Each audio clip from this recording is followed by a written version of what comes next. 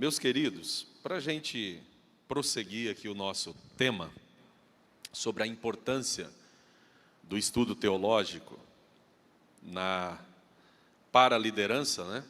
Importância do preparo teológico para a liderança da igreja, eu quero tomar 2 versículos com os irmãos,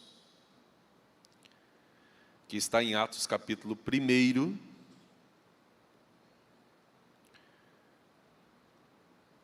Três versículos, Atos, capítulo 1, versículos 1 a 3. Eu vou tomar esses 3 versículos, e somente eles nós ocuparíamos um bom tempo aqui para expor. Mas a ideia é fundamentar aquilo que estou propondo aos irmãos. Fiz o primeiro tratado, ó Teófilo, acerca de tudo que Jesus começou, não só a fazer, mas a ensinar. Até ao dia em que foi recebido em cima, depois de ter dado mandamentos pelo Espírito Santo, aos apóstolos que escolhera, aos quais também, depois de ter padecido, se apresentou vivo, com muitas provas infalíveis, sendo visto por eles por espaço de 40 dias, e falando das coisas concernentes ao reino de Deus. Amém, meus irmãos? Os irmãos devem saber que Lucas talvez seja o único autor do Novo Testamento não judeu. Lucas é grego. E o fato de Lucas ser grego deveria chamar nossa atenção, não simplesmente por ele ser um estrangeiro que está escrevendo uma porção significativa do Novo Testamento. Ele é autor do Evangelho que leva o seu nome, e também de Atos dos Apóstolos, que provavelmente é uma obra única com 2 partes. Uma parte que seria a experiência frontal, os acontecimentos que deram origem ao que ele vai desdobrar em Atos dos Apóstolos. São 2 formas de narrativas. O Evangelho de Lucas é classificado como narrativa episódica, porque revela vários episódios que são colocados de forma linear, sem que esses episódios tenham acontecido de maneira linear. E Atos é a narrativa sustentada. Pois bem, dito essas questões introdutórias do ponto de vista do gênero literário, é importante observar um contraste muito grande que a gente poderia estabelecer aqui, mas é o que eu estou dizendo, não há o tempo necessário para se fazer a exposição do texto, contrastando com o que precisa ser contrastado. Mas eu gostaria de observar uma coisa interessante no primeiro versículo com os irmãos, que Lucas primeiro coloca que Jesus Cristo é um homem de atitude, de ação. Ele diz para o seu interlocutor, chamado Teófilo, provavelmente um aristocrata daquela sociedade em que Lucas vivia, e ele diz que Jesus, né, ele fez o primeiro tratado acerca do que Jesus não só ensinou, mas primeiro fez. Jesus primeiro fez, e depois de ele praticar, ele ensinou.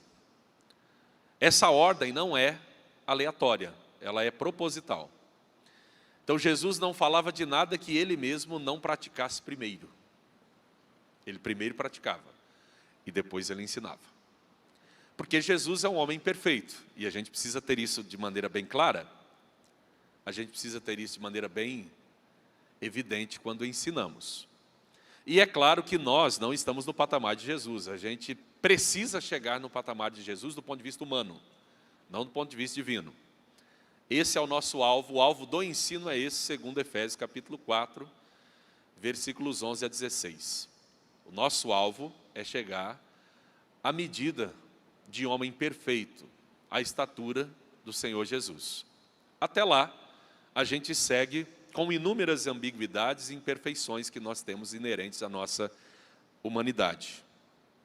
Bem, esse é um trabalho que, na minha opinião, não termina aqui. ele só termina no céu, mas evidentemente que ele começa aqui. É a questão da santificação posicional, em que nós somos posicionados, colocados por Deus, através dos méritos da cruz, no exato momento em que nós aceitamos o Evangelho, nós somos posicionados do ponto de vista de Deus, como separados, santos. Nós não precisamos demonstrar isso em nenhuma forma, a não ser os méritos do Calvário. Então o ladrão da cruz, no momento exato que ele creu no Senhor Jesus Cristo, ele foi tornado santo ali, posicionalmente. Ele foi posicionado do lado dos santos. Então, o que eu diria para nós exemplificarmos aqui, né? Nós poderíamos dizer assim, não vai dar microfonia na frente desse retorno aqui não, né? Porque eu estou aqui, então eu não quero ficar igual aqueles pregadores que gritam aí, o negócio comprime, né? Eu não vou gritar não, porque eu não grito mesmo. Então, vamos supor que nesse espaço, para exemplificar didaticamente, eu estaria, né, dentro da esfera do pecado, da senda da perdição, da senda do inferno. No momento exato que eu aceito Jesus, eu não preciso fazer absolutamente nada. Eu não preciso fazer nada, porque eu não tenho como fazer, que possa me tirar daqui, porque na hora que eu aceito Jesus, os méritos do sacrifício do Senhor Jesus já me tira automaticamente desse lugar e me coloca agora numa posição de santo. Eu já estou nessa posição. Certo? Isso é feito pelo sacrifício do Senhor Jesus. Só que a partir do momento que eu continuo a existir depois desse movimento de metamorfose, de retirada, né? No momento que eu sou retirado dessa posição de pecador, de perdido, e sou colocado na posição de salvo, posicionalmente santo, aí eu preciso caminhar com Jesus. E esse caminhar com Jesus é a santificação progressiva. E aí nesse processo, que é um processo que na minha opinião só termina na glória, começa aqui, mas termina na glória, nesse processo eu vou sendo talhado, eu vou sendo transformado, eu vou sendo lapidado, até me tornar como o Senhor Jesus Cristo, que é a nossa referência absoluta do ponto de vista antropológico. Certo? Dito isso, meus irmãos, é preciso notar que Lucas observa que Jesus primeiro faz e depois ele ensina. E no versículo de número 2, a informação é que até o dia que Jesus foi recebido, né, ascendeu aos céus, ele passa por um período de 40 dias aqui, desde a ressurreição até a ascensão, são 40 dias. E nesses 40 dias, Jesus Cristo faz o quê? Até que ele foi recebido em cima. Ele dá mandamentos. Ele continua ensinando os seus discípulos, o seu colégio apostólico, que agora tem 11 pessoas, porque um se suicidou, é o filho da perdição, é o traidor. Então tem 11 pessoas do seu colégio apostólico, está incompleto, né? Do ponto de vista da numerologia judaica, está incompleto. São 12 tribos de Israel, 12 apóstolos e 12 portas da cidade de Jerusalém, aí vai. Né? Para o judeu, essa questão do número tem uma importância. Bem, ele dá mandamentos por quem, meus irmãos? Por quem que ele dá mandamentos? Se for possível colocar de novo na tela o versículo de número 2, eu quero que os irmãos notem isso. Essa anotação ela é importante. Nós somos pentecostais e é o povo que menos fala do Espírito Santo, somos nós. E a nossa desculpa é que nós somos cristocêntricos. Nós devemos ser cristocêntricos. Mas nós não podemos ser cristomonistas. Existe diferença entre cristocentrismo e cristomonismo. Cristocentrismo é um direito, é um dever, é bíblico, é escriturístico, é teologicamente correto e ortodoxo. Cristomonista, não.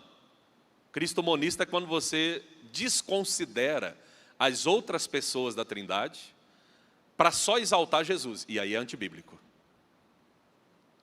Pende até para o unicismo. Cuidado. Cristocentrismo, bíblico, correto. cristomonismo antibíblico, errado. Tem que ter cuidado. E eu não tenho tempo para explicar essas coisas para vocês hoje, mas eu só estou mencionando para vocês saberem que existe. Então veja só, por quem que foi que Jesus Cristo deu mandamentos, meus irmãos? Não estou ouvindo não. Como é que é? Ah, foi o Espírito Santo, né? Ah, tá, não foi Jesus que deu da cabeça dele, não. Foi o Espírito Santo que deu para Jesus passar, né? Então é bom a gente observar esse detalhe sobre a importância do Espírito Santo no ministério de Jesus. No ministério de Jesus. Poderia mostrar aqui inúmeras coisas para vocês. Desde a concepção de Jesus, que foi por quem? Foi pelo Espírito Santo. E Lucas que informa isso. Lucas é o autor mais pentecostal e pneumatológico do Novo Testamento. Entendeu? Então Jesus foi concebido pelo Espírito Santo. Jesus foi batizado pelo Espírito Santo. Eu não tenho tempo para mostrar isso para vocês hoje. Jesus foi levado pelo Espírito Santo para o deserto. Foi trazido de volta e levado para a sinagoga. Abre o livro do profeta Isaías, onde está escrito exatamente o texto que diz que o Espírito está sobre ele. E eu posso mostrar aqui outras dezenas de referências para vocês da relação de Jesus com o Espírito Santo. Entendeu? Às vezes nós temos uma tendência de ser igual Josué. Vocês lembram lá em Números 11? Quando os 70 anciãos foram cheios do Espírito Santo e profetizaram? E aí veio um moço lá e falou, ó, Edade e Medade está lá no arraial, eles não estão na frente da tenda, eles estão falando em línguas, né? Porque está falando em línguas lá, tá? E aí, o Josué, mas Senhor, impede eles de falar. Moisés, ué, rapaz, está com ciúme por mim? Por quê? Eu quero que todo o povo de Deus, todo o povo do Senhor seja profeta. Espero que todo o povo fosse profeta. Os irmãos se lembram disso? Está lá em Números, capítulo 11, pode ler lá na sua Bíblia. A partir ali do versículo 25, você vai ver isso. Tem gente que se comporta em relação a Jesus como Josué em relação a Moisés, né?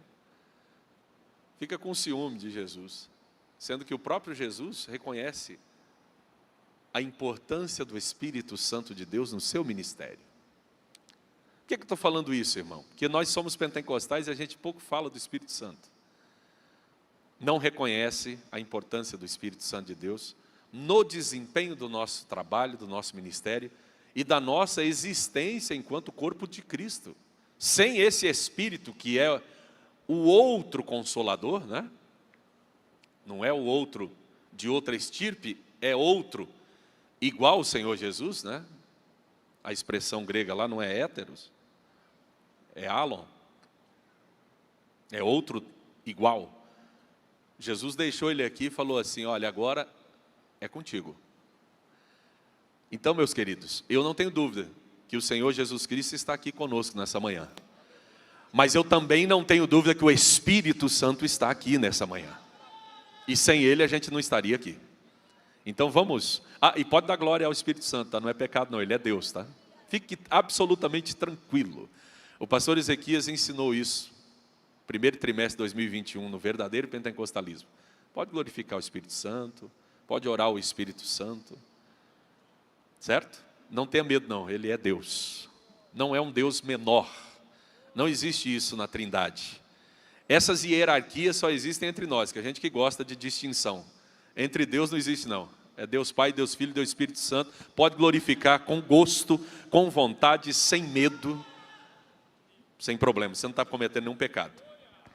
Então, quando eu falava ontem sobre a importância do preparo teológico para a liderança da igreja, a necessidade desse preparo, eu preciso destacar com vocês o fato de que Jesus deu mandamentos pelo Espírito, mas existem teologias deletérias, existem teologias que são baseadas na Bíblia, mas não são do Espírito. Você pode ver isso lá em Mateus capítulo 15. Pode ver em Mateus capítulo 15. Versículo de número 9. Olha lá. Mas em vão me adoram, ensinando doutrinas que são o quê? Preceito dos homens. O que os escribas e fariseus ensinavam só era doutrina de homem. Pode ser bonitinha, retinha, redondinha, papagueada há séculos, dita e repetida há séculos, mas não tem nada de Deus, são simplesmente elucubrações humanas. Agora contrasta isso aí lá com Atos 1 e 2. Jesus deu mandamentos pelo Espírito, e aqui tem preceito dos homens. Existem teologias boas e ruins. E não é só teologia liberal que é ruim, não. Essa a gente não precisa nem falar dela, deixa ela fora. Eu estou falando de teologia ortodoxa ruim. Porque o que os judeus ensinavam não era teologia liberal, era teologia ortodoxa. Só que não prestava. Eu estou provocando vocês mesmo para vocês não dormirem, porque esse horário aqui é terrível também. Nesse calor, eu quero provocar vocês. Mas o que eu estou falando aqui é sério. Eu não estou brincando, não. Eu estou provocando, mas eu estou falando sério. Em nome de Jesus, eu estou falando com vocês sobre isso. Existem teologias conservadoras, ortodoxas, que não prestam. Sabia? Quer ver uma? Se estiver errado, depois o senhor pode falar aqui, né? Pode pegar o microfone e desfazer. O senhor é o pastor da igreja. O senhor tem direito de fazer isso. Tem uma teologia que diz assim, o Messias também conserta depois. Tudo que Deus tinha que falar, Ele já falou aqui. Pode parecer bonito, pode parecer maravilhoso, e em parte está correto, mas isso não é toda a verdade. Não, senhores. Quem aqui já teve uma questão pela qual você estava orando, pedindo, buscando uma resposta da parte de Deus? Só você e Deus sabia. Às vezes nem sua esposa sabia, nem seu esposo sabia. Nem seu filho, nem sua filha, nem sua mãe, nem seu pai, nem seu irmão, nem sua irmã. Ninguém sabia. Só você e Deus. E Deus falou com você diretamente. Quem aqui já teve essa experiência? Levanta a mão aí, só para eu ver. É quase que o plenário inteiro. E eu pergunto para vocês, era a palavra de Deus ou não? Era. Não estava escrito na Bíblia, mas foi uma palavra que Deus te deu. Foi ou não foi? Então nós pentecostais temos que ter cuidado, mesmo com teologias conservadoras, que querem banir a presença do Espírito Santo do nosso meio. E isso está acontecendo muito no nosso meio, na Assembleia de Deus. Eu poderia mostrar para vocês aqui dezenas de oportunidades em que isso aconteceu. Poderia mostrar, vou mostrar só uma. Eu vou mostrar só uma para vocês perceberem, para os irmãos entenderem a importância, certo? De a gente entender essas coisas de maneira bastante clara. Bastante clara. Vamos aqui para o segundo livro das Crônicas. Não estava no meu propósito ler esse texto, mas eu vou ler com vocês só para mostrar uma coisa, para vocês não ficarem assim em dúvida. Claro, você poderia questionar, mas está mostrando só um versículo da Bíblia. Eu quero que ele me mostre mais. É o que eu estou dizendo, não é o propósito aqui hoje, então não tem tempo. Abra aí em 2 Crônicas 34. Ainda bem que tem aí a ajuda do painel. 2 Crônicas 34. Versículos 14 em diante. Eu vou só ler o texto, você já vai entender pelo que eu já expliquei anteriormente. E tirando eles o dinheiro que se tinha trazido à casa do Senhor, Ilquias, o sacerdote, achou, o que ele achou, irmão?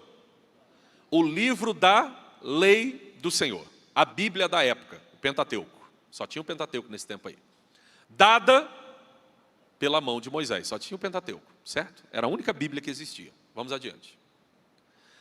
E Ilquias respondeu e disse a Safã, o escrivão, achei o livro da lei na casa do Senhor. E Ilquias deu o livro a Safã. Vamos adiante, pode ir. E Safã levou o livro ao rei e deu-lhe conta, dizendo: teus servos fazem tudo quanto se lhes encomendou. E ajuntaram o dinheiro que se achou na casa do Senhor e deram na mão dos superintendentes e na mão dos que faziam a obra. Além disso, Safã, o escrivão, fez saber ao rei, dizendo: o sacerdote Ilquias entregou-me um livro. E Safã leu nele perante o rei. Sucedeu que, ouvindo o rei as palavras da lei, rasgou as suas vestes, que era sinal de extremo arrependimento, de desgraça, de desterro. E o rei ordenou a Ilquias e a Aicão, filho de Safã, e a Abdom, filho de Mica, e a Safã, o escrivão, e a Asaías, servo do rei, dizendo... Leiam ali comigo, irmãos. Foi lido o livro da lei, não foi? O rei viu que eles tinham andado em desconformidade ao livro da lei. Eles leram o livro da lei. O livro da lei era a Bíblia. Aí o que o rei fez na sequência, irmão? Ide, consultai ao Senhor por mim e pelos que restam em Israel e em Judá, sobre as palavras deste livro que se achou, porque grande é o furor do Senhor que se derramou sobre nós, porquanto nossos pais não guardaram a palavra do Senhor para fazerem conforme tudo quanto está neste livro. Presta atenção, ele percebe que o livro mostra que eles andaram em desconformidade. Olha, se está em desconformidade, não há dúvida do que você tem que fazer. Tem que se arrepender, tem que se converter. Já está óbvio, já está claro. Por quê? Porque vai vir problemas decorrentes da quebra do concerto entre o povo e Deus. Mas por que mesmo lendo o livro, Messias, por que se manda consultar a Deus? E manda-se consultar a Deus quando existe Jeremias. Mas eles não vão a Jeremias. Eles vão a uma mulher que mora na periferia de Jerusalém. E isso para mim é significativo. Adiante. Versículo 23.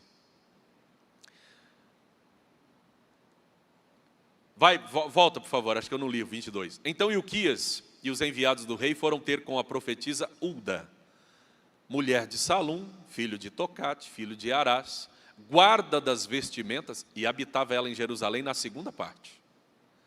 E falaram-lhe a esse respeito. Foram lá na favela consultar a esposa de um funcionário real. E ela lhes disse: assim diz o Senhor Deus de Israel, dizei ao homem que vos enviou a mim.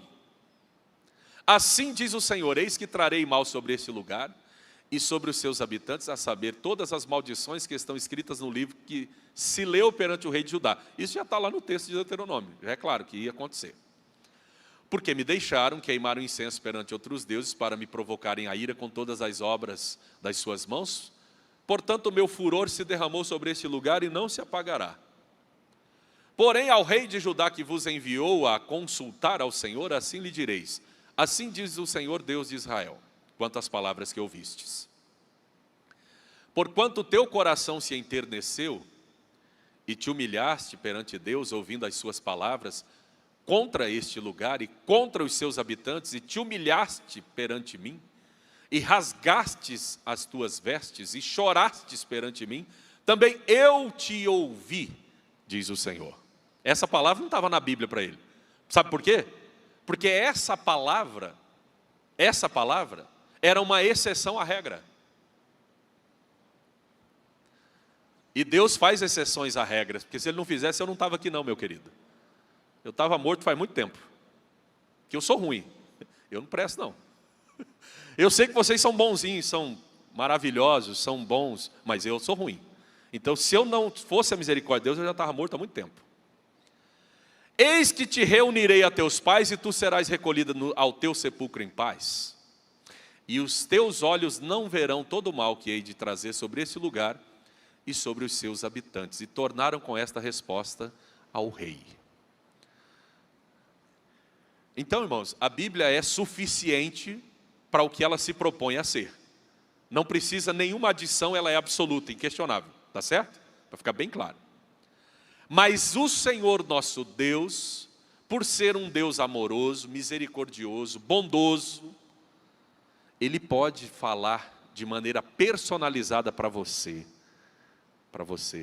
para mim. E se eu deixar de acreditar nisso, porque tem profetada, porque já tinha profetada nesse tempo. Moisés instruiu na lei sobre o perigo da profetada, já tinha.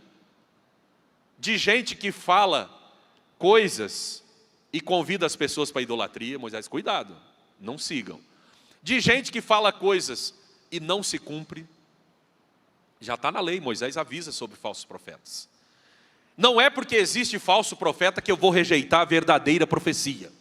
Não é porque eu tenho a Escritura Sagrada que Deus não pode falar de maneira personalizada comigo quando Ele bem entende de falar. Então, se eu tenho uma teologia que duvida que Deus possa fazer isso, em detrimento do que a própria Bíblia diz, dizendo se exaltar a Bíblia, essa teologia não serve para mim, mesmo que ela seja conservadora. Estou sendo bem claro com vocês, porque eu sei que o consumo de teologia conservadora hoje, de cunho sensacionista, está muito grande na Assembleia de Deus.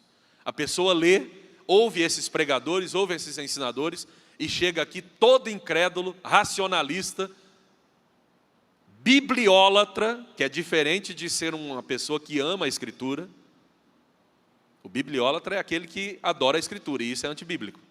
Porque a Escritura é um livro, não é Deus.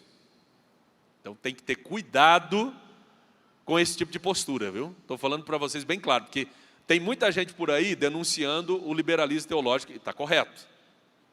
Só que não tem quase ninguém falando sobre esse tipo de perigo, que vai entrando sorrateiramente dentro da Assembleia de Deus e vai estrangulando a liberdade do Espírito, que essa igreja teve até aqui e trouxe ela até aqui.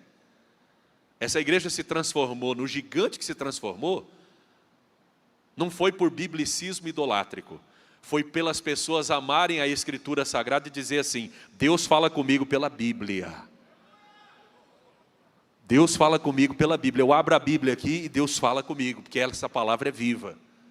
Mas não deixou-se também de acreditar que Deus pode usar pessoas para dizer, olha, agora você sai daqui e vai para ali. Não tome essa atitude que você está querendo tomar. Fique no seu lugar. Isso sempre teve na Assembleia de Deus, mas está aparecendo um pessoal por aí agora, muito inteligente, inteligente acima da média. Estou sendo bem irônico. E condenando esse tipo de experiência, porque existem profetadas, e elas sempre existiram, e existem meninices, e elas sempre existiram. Então eu não tenho tempo para ficar com esse negócio aqui explicando para vocês mais. Eu tenho que voltar para cá para a apostila. Mas é só para deixar claro que o Senhor Jesus deu mandamentos pelo Espírito. E os judeus tinham recebido mandamentos, doutrinas de homens, feitas e elaboradas pelos seres humanos, e essas doutrinas dominavam a cabeça das pessoas. E por isso o Senhor Jesus Cristo toma o texto de Isaías e diz, bem profetizou Isaías a respeito de vocês, esse povo está me adorando em vão, os seus lábios me adoram da boca para fora, mas o coração está longe de mim, porque estão ensinando preceitos que são doutrinas de homens. Então não se engane, irmão.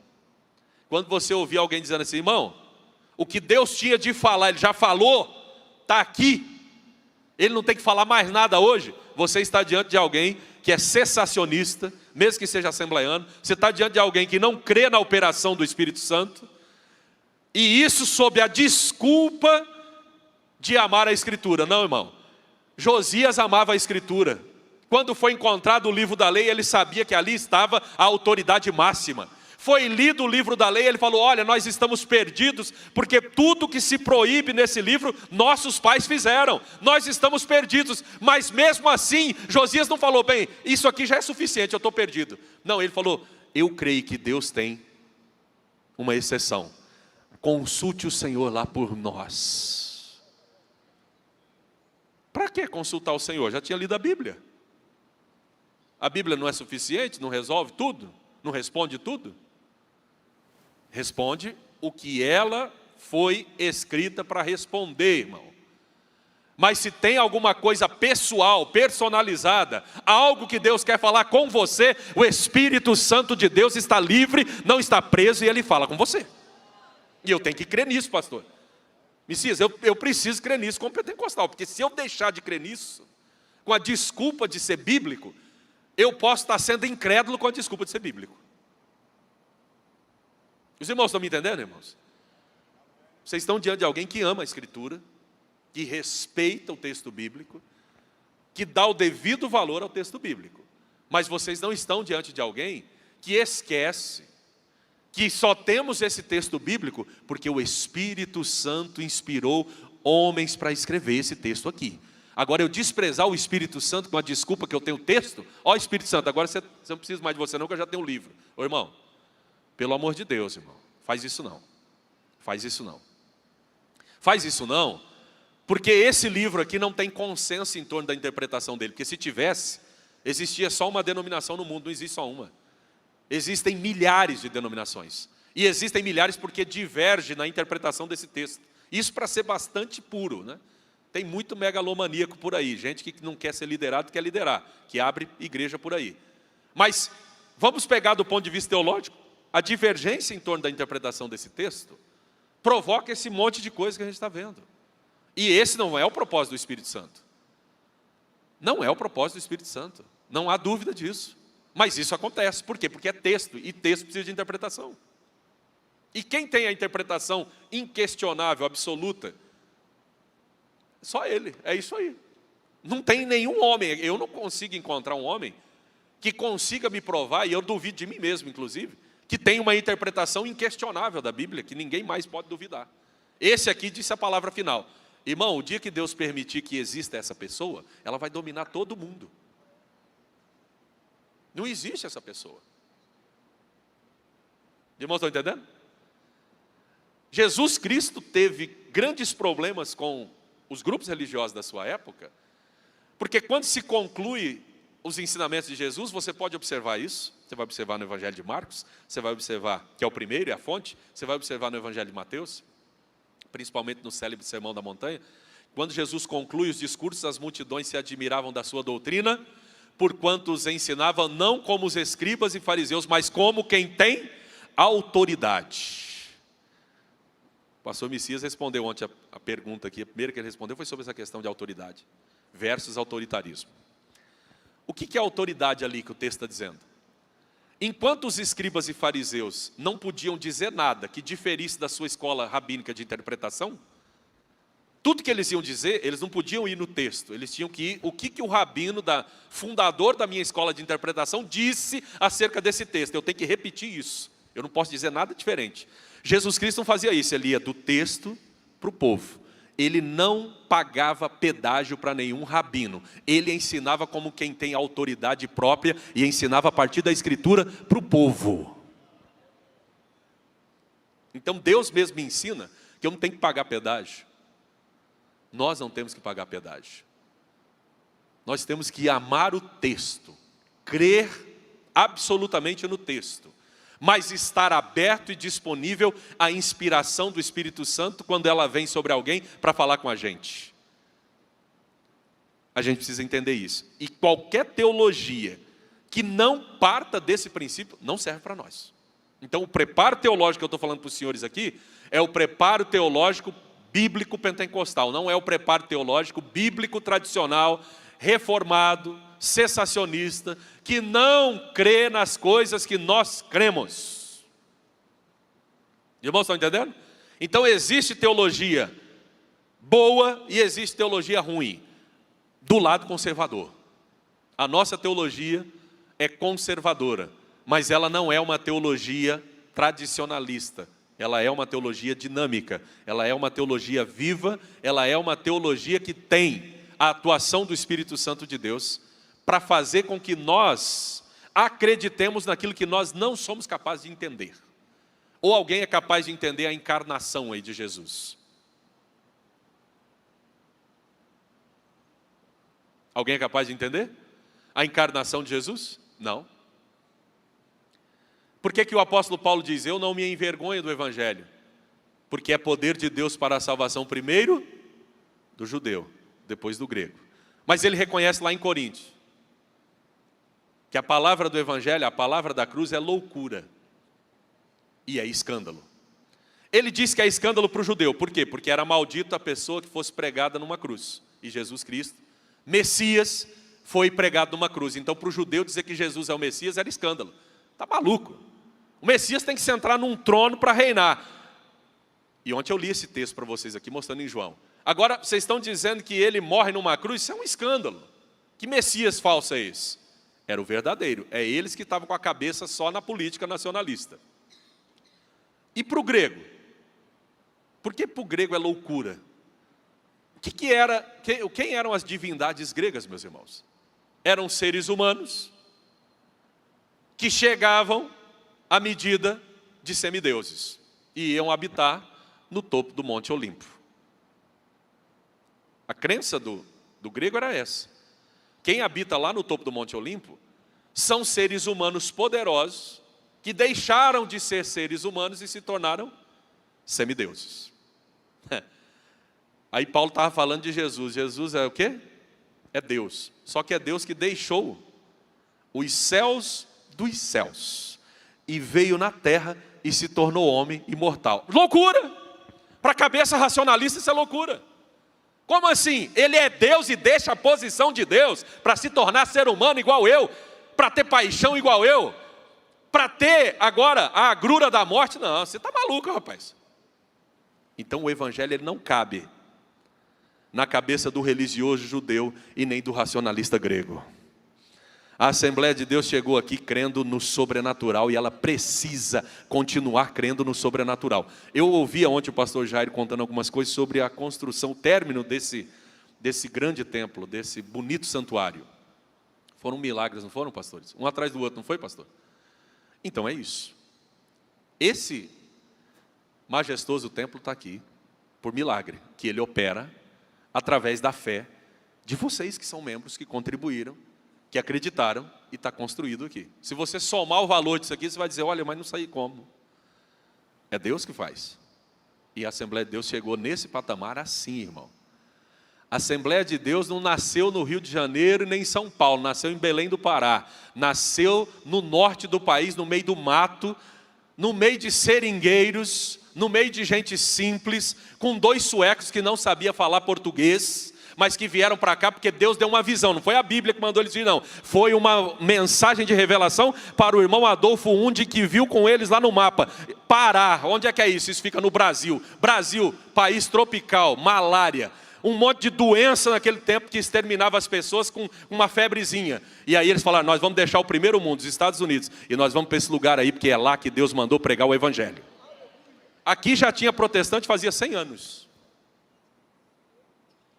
Já tinha crente aqui no Brasil fazia 100 anos. Por que Deus mandou eles para cá? Hã? Já tinha.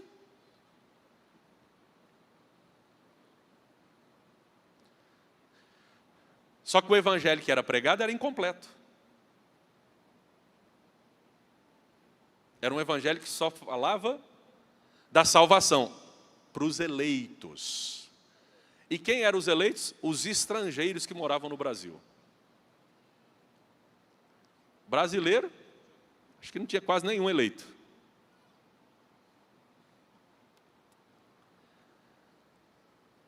Aí Deus mandou 2 suecos, né?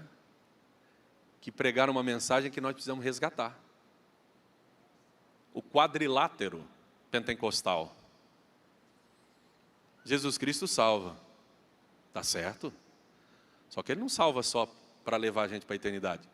Se você está doente, Jesus Cristo cura hoje.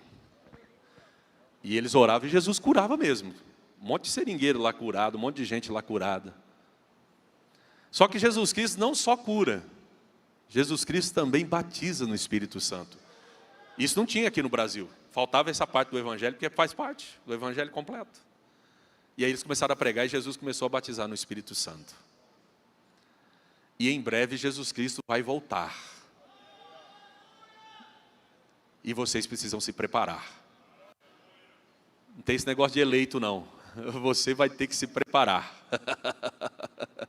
E é para todo mundo. E a brasileirada, meu querido, foi alcançada pelo Evangelho. Em 50 anos, a Assembleia de Deus já estava em todos os estados do Brasil.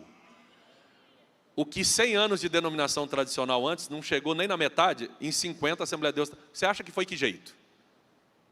Foi com racionalismo teológico? Não, foi não. Aquelas pessoas simples que se convertiam, que aceitavam Jesus, recebiam o batismo com o Espírito Santo. E batizada no Espírito Santo, queimava no coração delas o desejo de falar do Evangelho para outras pessoas. Aí a empregada doméstica chegava na patroa rica e dizia assim: olha, a senhora está sofrendo aí no seu casamento, mas se a senhora viesse lá na minha igreja, se ela fosse lá, o dirigente lá vai orar pela senhora, Jesus pode fazer uma obra na sua família. Chegava lá, sabe quem que era o dirigente? Era o boia fria que trabalhava na fazenda do marido. Não tinha os dentes de cima, tinha só 2 dentes.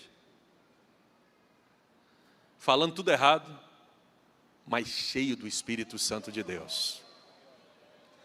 A patroa convertia, o patrão convertia, e daqui a pouco estava abraçado com a empregada, estava abraçado com o boia fria, porque não tinha diferença.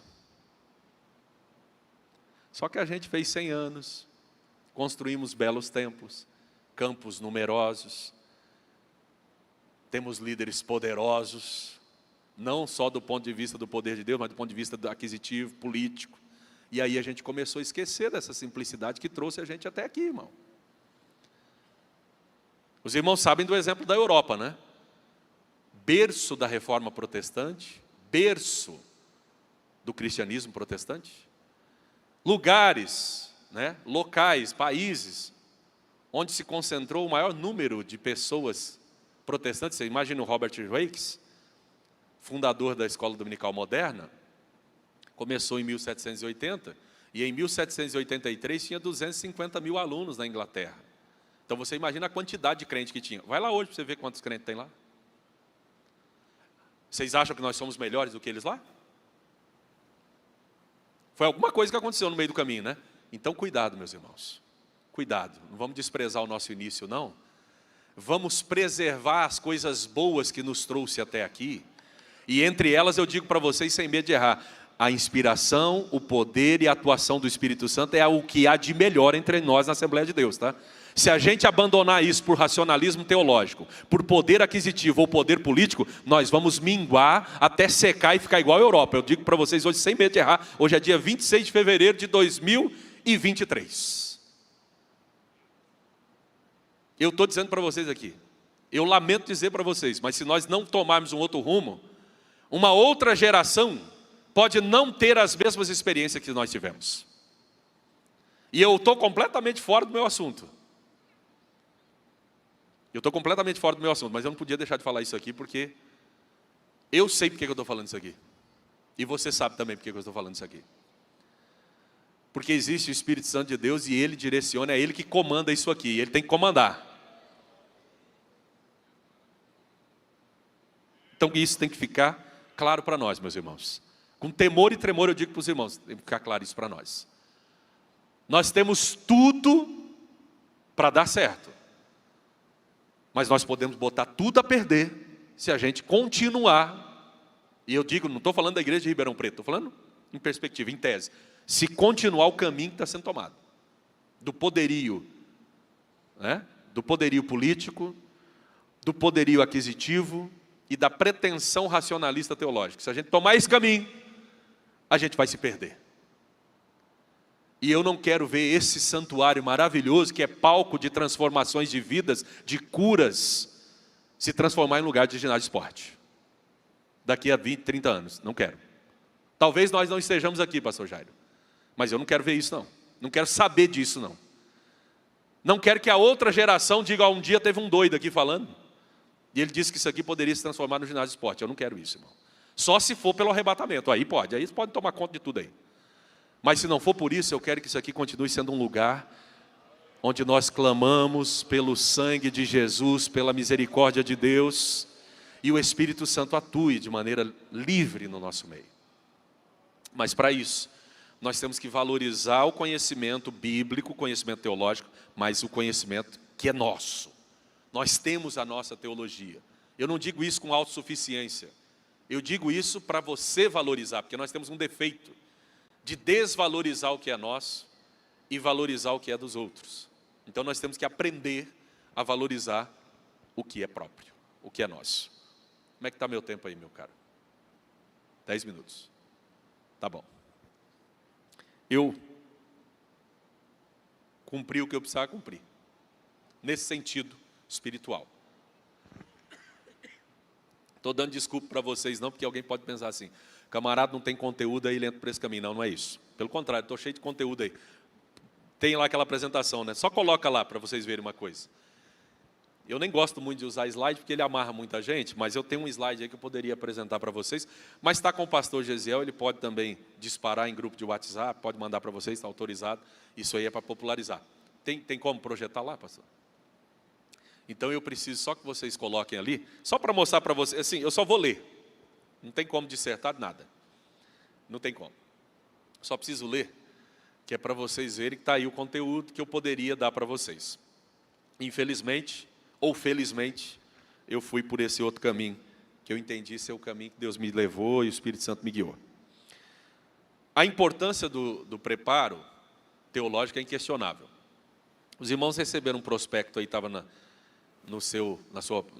sua cadeira, quando sentou, sobre a propaganda dessa teologia que nós esperamos em Deus, que o pastor Lucas tenha na loja, disponível tanto lá na igreja Templo 7, quanto aqui, né?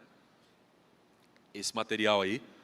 Os irmãos receberam esse prospecto, podem olhar na parte de trás, vai ter um QR Code, onde vocês vão apontar a câmera, e podem estar fazendo um cadastro e baixando aí cerca de 200 páginas dessa amostra.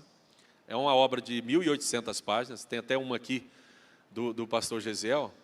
Pode me dar essa obra, por gentileza, pastor Gesiel? Ô, pastor. Eu quero mostrar só aqui para vocês terem uma ideia, que a gente olha ali, parece que é uma... Obrigado, viu? Parece que é uma coisa fininha, né? Mas é isso aqui, tá? Então, são 2 volumes, são 1.800 páginas, então não dá para carregar isso, dá 3 quilos cada uma. E aí, para eu carregar para vender, não dá. Eu levei 4 exemplares lá para os Estados Unidos, para o Canadá, e só para... porque muito pediram, mas deu um trabalho danado para mim na estrada, esse negócio aí. Então, só para os irmãos terem uma ideia, esse material, escrito por mim e pela minha filha, apresenta uma conexão pneumática entre as principais doutrinas da fé cristã, ou seja, uma conexão a partir da atuação do Espírito Santo. Pode passar aí para a gente ver. Vai ter esse material na loja aí, eu acredito que brevemente. E se Deus permitir, e o Senhor Jesus não voltar, nós vamos estar aqui na escola bíblica, né, pastor? E aí, então, nós vamos apresentar esse material, vamos estar assinando para quem já comprou, ou se na época tiver ali na loja, nós vamos dar autógrafo, enfim, vai ser uma bênção ali. Sem contar que esse dinheiro é destinado todo para a missão, né, pastor? Então, os irmãos invistam aí. Bem, se eu fosse hoje conversar com vocês sobre isso, nós tínhamos que partir do princípio, que é o começo da fé e da teologia, é a autorrevelação divina, Deus se autorrevela. Se Deus não se autorrevelar, nós não temos como saber que Ele existe e como se relacionar com Ele. A experiência com Deus é a origem da fé, é a experiência com Deus. Veja bem, os irmãos podem ver isso desde o Antigo Testamento até o Novo. Os irmãos sabem que já existia a Bíblia no tempo de Paulo, o Antigo Testamento todo. E o que fez Paulo mudar? Foi a experiência dele na estrada de Damasco. Não foi só a leitura do texto. Depois da experiência, ele foi ler o texto. E aí ele foi ler o texto com uma cabeça diferente. Mudou os pressupostos para ele ler o texto. É isso que eu quero falar com vocês aqui. O empoderamento, a capacitação para cumprir uma missão, revestimento de poder, é o que o Senhor Jesus falou para os seus discípulos em Atos, capítulo 1. E a gente vê o cumprimento no capítulo 2. A Bíblia, né, ela foi escrita com o gênero narrativo em cerca de 80% do texto é gênero narrativo. A origem da Bíblia é contar a história das experiências dos homens e das mulheres com Deus. E aí depois nós temos que interpretar essa narrativa, que é a origem da teologia. A teologia é o quê? É a tentativa de se entender a Bíblia. Existem boas teologias e existem más teologias. Existem boas teologias conservadoras, existem más teologias conservadoras. Então, como é que a teologia conservadora, mais ruim, concebe a Bíblia? A Bíblia é um cadáver que tem que ser dissecado. Então, existem os especialistas que vão pegar a Bíblia e vão dissecar como um cadáver morto. Nós, pentecostais, não acreditamos assim. A gente acredita que a Bíblia é um livro vivo. Então, a gente interpreta a Bíblia diferente de quem, mesmo sendo conservador e tendo a Bíblia como autoridade absoluta, a palavra de Deus, inquestionável, trata a Bíblia como um cadáver. Nós não tratamos a Bíblia assim, a gente trata a Bíblia como um livro vivo. Então, eu costumo dizer que, quando a gente lê a Bíblia, não é a Bíblia que é examinada por nós, é nós que somos examinados pela Bíblia. Ela inverte o processo. A Bíblia não é o objeto, a Bíblia é o sujeito. A gente é que vira o objeto, investigado pelo sujeito, que é a Bíblia. Isso é porque é um livro vivo, mas isso é coisa de pentecostal. Isso não é coisa de racionalista conservador, não. Porque o racionalista conservador, ele acha assim, eu tenho os instrumentos exegéticos, hermenêuticos, e eu pego e extraio da Bíblia aquilo que eu quero. Não, meu querido. A Bíblia, mal comparando, né, só para quem foi da roça que vai entender. Ela só dá o leite se ela quiser. A vaca esconde o leite, às vezes, viu? Não é? Então, é que ela esconde o leite, é isso aí. É um caso da Bíblia, a Bíblia esconde também. Que o que o Daniel Berg e o Narving acharam na Bíblia, tinha um monte de gente aqui que não achou. E o que gente aí, pobre, que nem sabia ler, que disse assim, irmão, eu aprendi a ler na Bíblia. Vocês lembram de pessoas assim? Eu conheci gente assim. Esse povo aí deixa, até hoje, um monte de teólogo embasbascado hoje, porque diz, rapaz, como é que esse povo consegue fazer isso? É isso aí, meu filho. Aceita que dói menos. Aceita que dói menos, meu filho. É porque o camarada vê o analfabeto, vê o boia fria, vê a empregada doméstica, vê o gari, de noite de terno e gravata, ensinando a Bíblia. Ele fala, mas rapaz, mas como é que pode? Esse cara não tem estudo, como é que pode estar ensinando Bíblia? Está ensinando tudo errado, é errado e as pessoas sendo salvas. Você ensinando tudo certo, não tem ninguém na tua igreja. Tá bom. E isso não é uma apologia ao obscurantismo e à falta de estudo, não, tá? Eu só estou dizendo para vocês o seguinte, a gente só não pode substituir essa simplicidade, este fervor, esta inspiração, porque agora a gente está ficando sabidinho e está todo mundo formado. A gente não pode fazer a substituição. Não, a gente tem que fazer aquilo que o pastor Messias pregou ontem à noite. O dom que levou a gente para a academia não pode ser apagado agora pelo que a gente aprendeu na academia. Não, ele tem que ser desenvolvido, aprimorado, mas não ser apagado. Os irmãos estão entendendo? Então eu vou aprender teologia, não é para me tornar incrédulo, não é para me tornar agora alguém que não crê na palavra de Deus, não crê que o Espírito Santo fala, se tornar agora um bobo alegre. Não, é o contrário, irmão. Quanto mais eu estudo, mais eu me abro para a experiência sobrenatural do Espírito Santo de Deus. Então essa origem, que dá origem à teologia, é a Bíblia. Vamos lá, adiante. Eu vou só passar, vamos lá, meu filho. Me ajuda aí, bem rápido. O desafio da teologia, sabe qual é, irmão? É deixar a Bíblia ser Bíblia. A gente tem ouvido muito assim, deixa Deus ser Deus, né? Deixa a Bíblia ser Bíblia, irmão. Tenta transformá-la em outra coisa, não. Deixa ela ser o que ela é. A Bíblia é a fonte da reflexão teológica e também a sua autoridade final. Quem disse uma teologia está correta, não é o conselho de doutrina, é a Bíblia.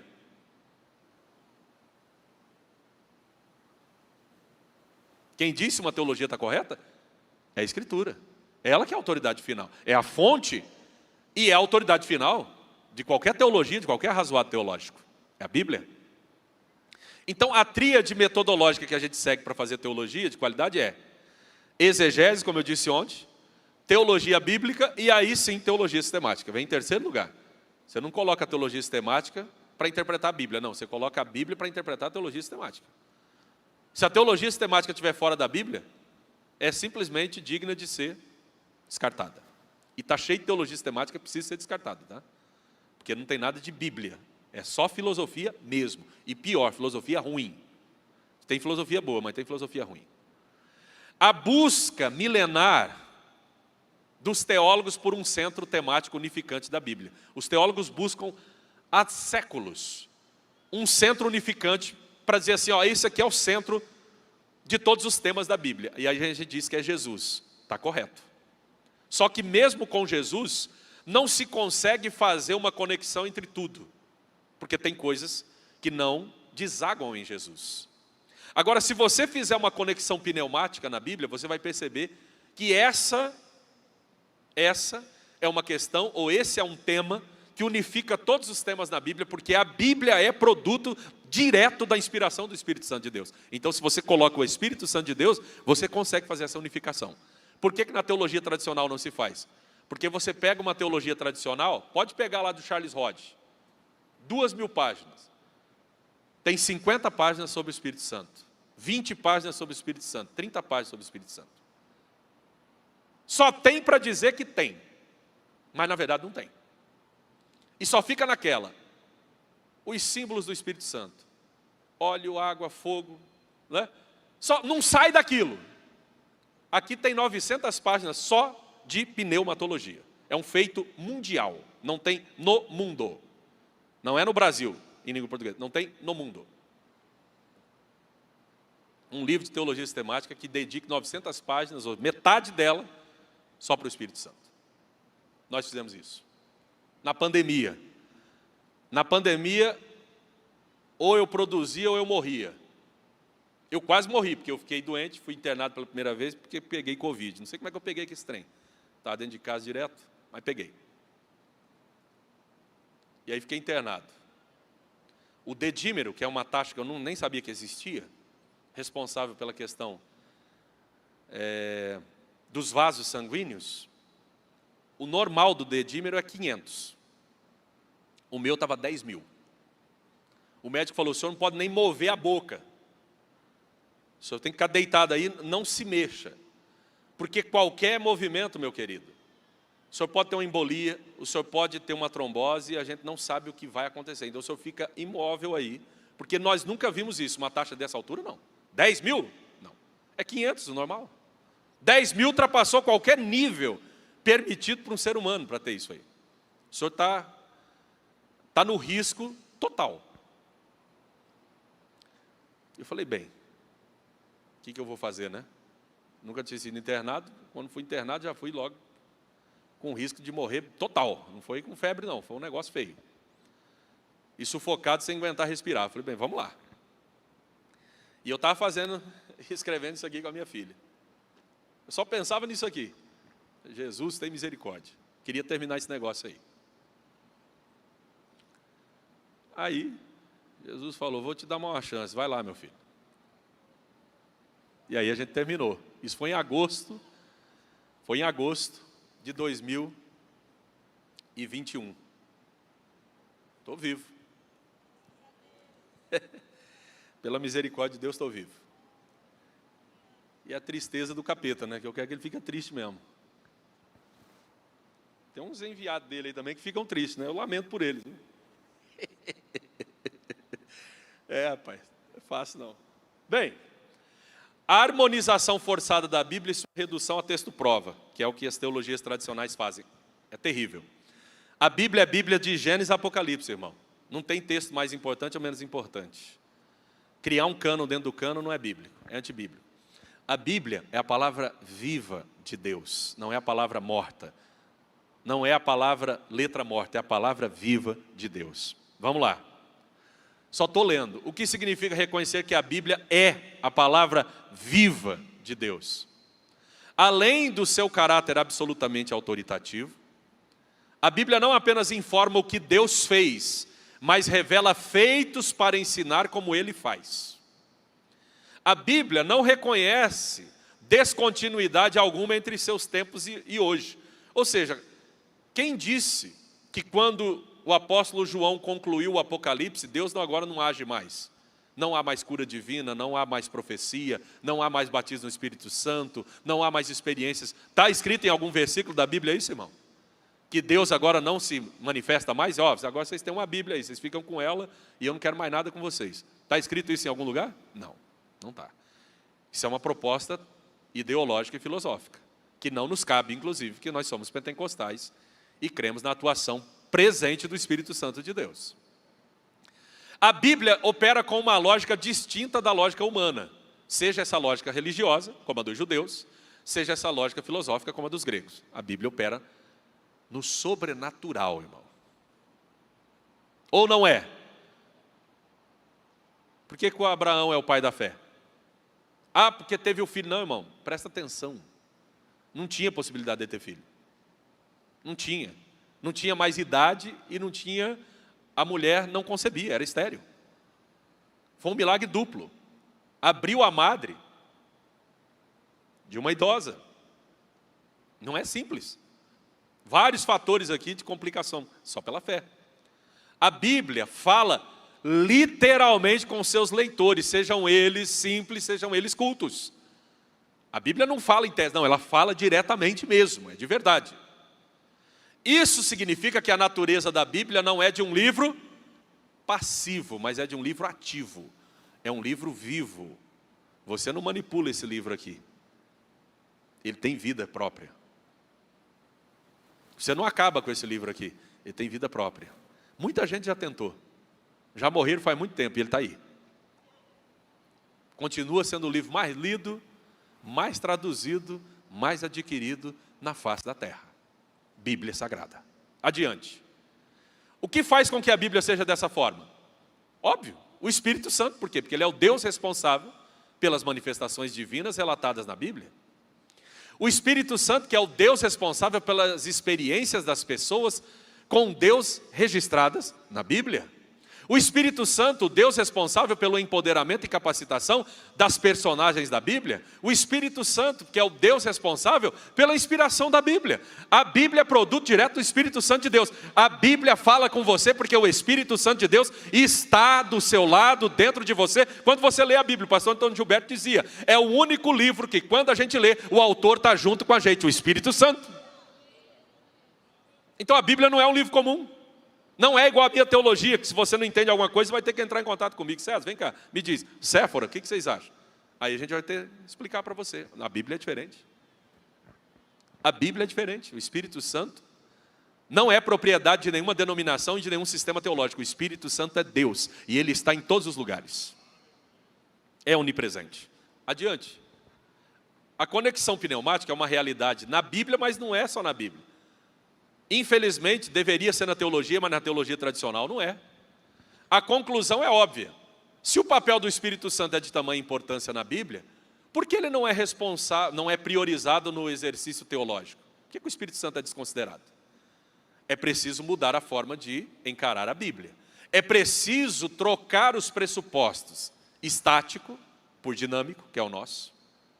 Monergista, onde só Deus atua pelo nós que é sinergista, nós temos o nosso espaço e o nosso lugar, permitido por Deus mesmo. Antissobrenaturalista da teologia tradicional, pelo sobrenaturalista, que nós cremos no sobrenatural. Alguém aqui crê no sobrenatural ainda, irmão? Foi fraco esse amém aí, mas tudo bem. Alguém aqui ainda crê no sobrenatural, irmão? Nós estamos na Assembleia de Deus, nós somos pentecostais ou não, irmãos? Eu creio no sobrenatural. Se eu não cresce, eu não estava aqui. E nós temos que trocar o pressuposto cessacionista, de que Deus não fala mais nada hoje, o Espírito Santo, pelo pressuposto continuacionista. Deus fala, está falando ainda. Isso significa o quê, irmãos? Nós precisamos fazer teologia de uma forma diferente.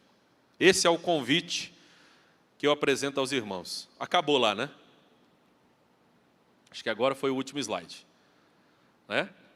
É justamente isso que eu quero convidar e desafiar vocês a estarem fazendo.